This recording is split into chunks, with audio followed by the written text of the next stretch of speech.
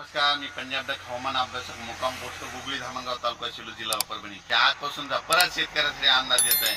कारण की काय झालं की आता सगळ्या शेतकऱ्याच्या हळदी काढणं चालू आहे, कांदा काढणं चालू आहे. पण काय झालं, राज्यामध्ये अवकाळीनं इतकं धुमाकूळ घातलाय म्हणून हा अंदाज लक्षात घ्यायचा.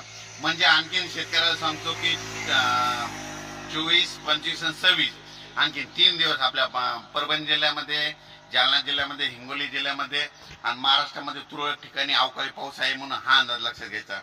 सांगायचं झालं तर आणखी जवळपास 26 तारखेपर्यंत राज्यात दररोज भाग बदलत बदलत विजेच्या कडकडासह वाऱ्यासह पाऊस पडणार आहे. म्हणून शेतकऱ्यांनी आपल्या हळदीची कांद्याची काळजी घ्यावी.